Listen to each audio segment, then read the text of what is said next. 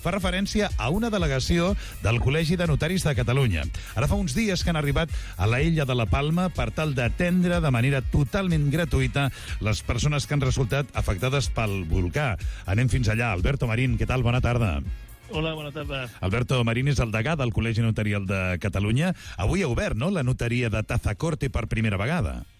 Efectivament, és una notaria especial creada només per els actes necessaris perquè la gent d'aquesta illa pugui cobrar ajudes o pugui cobrar indemnitzacions, i avui és el primer dia i estem els notaris de Catalunya portant aquesta notaria en aquest municipi. És una notaria temporal i gratuïta, això és molt important. No? Com és que han decidit fer això, senyor Marín?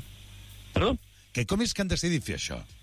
No, precisament perquè un dels problemes que tindran els habitants de la illa és acreditar la seva propietat. Aquesta és una illa en la que un percentatge moral no té escriptures. Yeah. Aquí la gent les finques no es compren, es venen amb habitualitat i es van transmetent de generació en generació i no tenen documents, diguéssim, notarials per acreditar que són propietaris. En aquesta situació, clar, si l'administració té que pagar expropiacions o tenen que pagar les companyies d'assegurances, tenen que acreditar quins eren els seus terrenys, que estan coberts per la lava, quines eren les construccions que hi havia, quines eren les plantacions que hi havia. Aquí la plantació més típica és una plantació molt cara. És una llàstima perquè estem tenint problemes per escoltar bé el senyor Marín. És evident que el tema de les cobertures no sempre funciona com ens agradaria. M'escolta vostè, senyor Marín? Doncs no.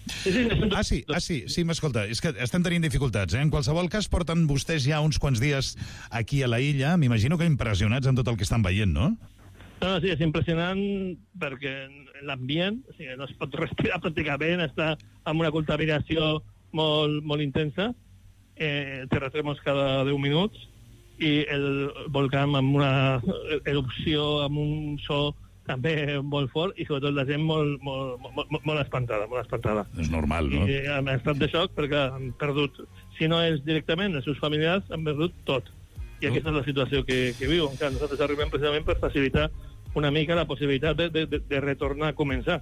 Ja. És el que podran fer amb els pagaments que els faran si tenen documentació. Clar, lògicament fer un cop de mà, no?, davant el desastre absolut que els hi està tocant viure a aquestes persones. Van arribar vostès pràcticament per sort, no?, en el sentit en el que crec que van agafar l'últim vol abans que no es tanqués el tràfic aeri pel tema de la contaminació, no? Sí, efectivament, van arribar el dia 1 al migdia i després al cap d'una hora d'arribar van tancar les comunicacions aèries i en les marítimes. El que passa és que hi ha molt poca oferta i moltíssima gent que s'ha quedat aquí bloquejada, havien vingut a passar el pont i a veure el volcà i s'han quedat aquí, encara hi són. Déu-n'hi-do, Tot tallat. En fi, senyor Marín, tenim la sensació que vostès tindran molta feina aquests dies. Alguns càlculs parlaven de més de 1.000 persones que poden arribar a atendre vostè aquests dies, no?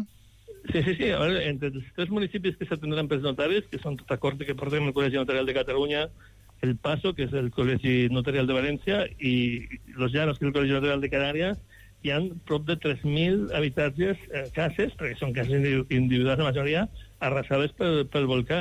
I un munt d'hectàrees de terreny, de plataneres, aguacates, que són cultius cars, també són milers de persones, i nosaltres estarem el temps que sigui necessari per arreglar aquesta situació i poder donar documentació a les persones que no el tenen.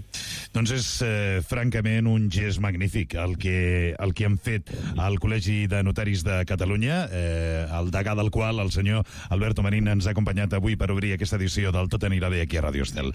Senyor Marín, l'enhorabona, que vagi molt bé aquests dies. Moltes gràcies. Gràcies, adéu, bona tarda. Adéu.